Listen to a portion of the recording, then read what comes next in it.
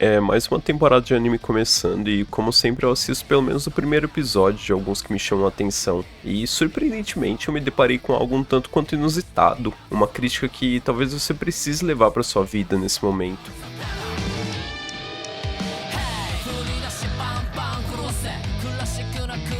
Hoje eu vim falar sobre um anime que saiu essa semana sobre zumbis. Ou nem tanto assim, porque a principal mensagem talvez seja algo muito mais profundo. Quando você vê a temática de zumbi, ela é 8 ou 80. Você sente repulsa por ser algo comum demais e que já saturou, ou você é um amante de obras desse estilo que acaba se interessando. Mas eu senti nessa obra que os zumbis servem só como um plano de fundo, uma desculpa para a mensagem principal.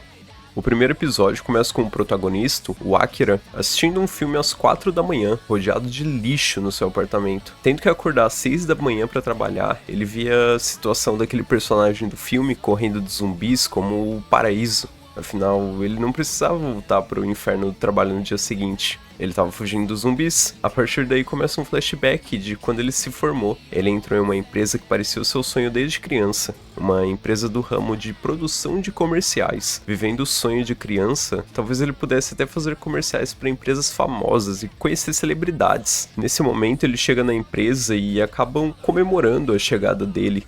Todos parecem bem amigáveis e eles acabam até saindo juntos para comemorar sua ingressão no grupo. Os primeiros dias de trabalho começam e ele percebe que os funcionários dormem na empresa várias vezes, acabam jantando e vivendo como escravos dentro daquele local. Talvez aquela empresa fosse uma daquelas exploradoras de funcionário. Ele volta para casa depois de 3 dias em claro trabalhando e desmaia de sono. Acordando no dia seguinte com o despertador, ele se vê exausto porque ainda não havia se recuperado da noite passada. Mas onde estava toda aquela determinação de quando ele se formou? Ele então joga uma água na cara e se prepara para mais um dia. Isso é a primeira crítica que eu absorvi muito desse episódio, porque às vezes você vê todos ao seu redor sobrevivendo na pior situação e acaba pensando se o problema não é você por não estar no extremo também, quando na verdade isso não deveria ser algo tão comum quanto nós vemos por aí. Ele começa a pensar pelo lado positivo e pensar como se estivesse reclamando demais. Afinal, a empresa tem vários benefícios: folga no aniversário, férias anuais pagas e dias de folga nos feriados. Percebem como quando você tá na pior situação possível, ainda consegue enganar sua própria mente, fingindo tá tudo bem, que deveria ser um direito acaba sendo um bônus, um benefício que a empresa tá te dando, uma bênção do seu patrão. Você se contenta com pouco em situações extremas como essa e acaba entrando em um poço de merda. A partir daí você se contenta com o mínimo para sobreviver. No emprego ele conhece uma colega de trabalho amigável, que ele acaba se apaixonando. Ela é gentil e parece ser um único lado positivo daquela empresa no fim das contas. Mas acontece que ela sofre um abuso sexual do chefe. Provavelmente ela também tá na mesma situação deplorável por conta da sua própria mente, obrigada a fazer aquilo para pagar as contas ou até para manter o seu próprio emprego.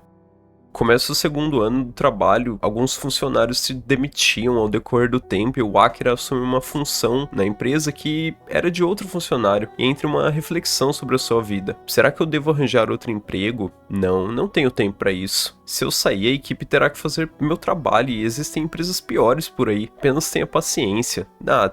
Deixa pra lá. E é muito interessante essa passagem porque, como eu disse, você passa a se acostumar com o mínimo e esse mínimo sempre pode ficar menor. Nesse momento entra o medo do desconhecido. Nesse estado, a sua mente se sabota, você começa a inventar desculpas pra qualquer mudança. Isso tudo porque você tem medo de mudar, o medo do desconhecido. Eu não posso procurar outro emprego porque os meus colegas precisam de mim. Existem empresas piores. Já cheguei até aqui, dá pra aguentar mais. Talvez eu não esteja dando valor a tudo isso.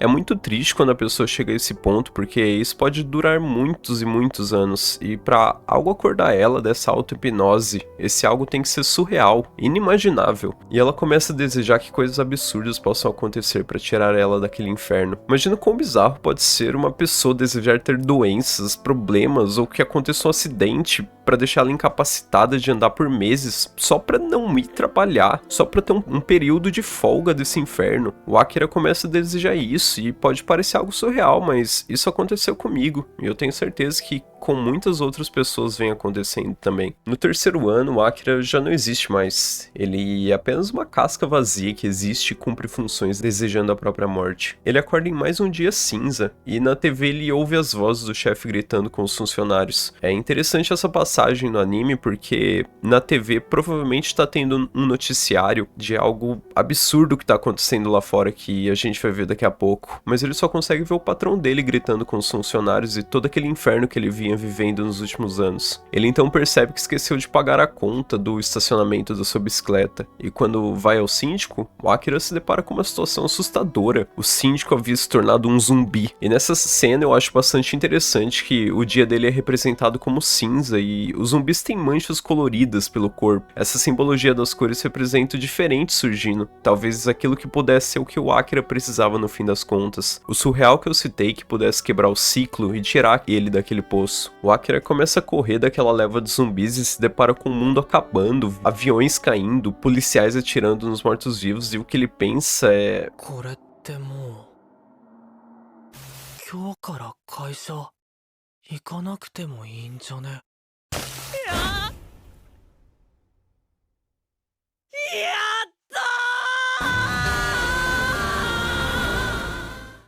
Aquela situação bizarra estava acontecendo, mas a mente dele, que já estava no fundo do poço, só consegue pensar na liberdade. Pode parecer surreal e muitas pessoas não entendem essa situação, mas para alguém que já passou por isso, eu acabei me identificando muito com aquela situação. E claramente essa obra é uma crítica principalmente à sociedade japonesa e como eles têm essa síndrome de ser perfeito em todas as situações e trabalhar muito, mas não quer dizer que isso não exista fora do Japão também. Naquele momento ele volta a ver as cores, o céu azul, árvores verdes e o vermelho do sangue escorrendo no seu corpo. Ele começa a pensar que o que ele poderia fazer agora, que ele finalmente está livre do seu emprego. Talvez maratonar uma série, visitar um local turístico, saltar de paraquedas. Ele lembra da senhorita Otori na hora. Preocupado, ele pesquisa onde é o apartamento dela e vai até a sua residência. E quando ele chega lá, ele vê o seu chefe transformado em zumbi. Começa um discurso de demissão, soltando tudo que estava entalado nele por todos esses 3 anos. Essa cena é muito bonita porque quando você finalmente percebe tudo que esteve acontecendo na sua vida e consegue se livrar disso, é como se você visse o mundo novamente, as cores, a liberdade. Você realmente volta a viver. Ela é muito bem representada na obra. E em seguida ele encontra a senhorita Otori, que também havia se tornado um zumbi. Ele se declara pra ela naquela situação, mas infelizmente já era tarde. Ele acaba correndo dela e finalmente se esconde e consegue fugir. E naquele mesmo dia, durante a noite, ele reflete que independente de uma pessoa viver até hoje ou daqui 60 anos, ela nunca vai conseguir fazer tudo que ela deseja na vida. Por isso ele não poderia perder mais tempo. Ele iria começar a viver agora, enquanto havia tempo. E a partir desse momento, a sua vida finalmente começa.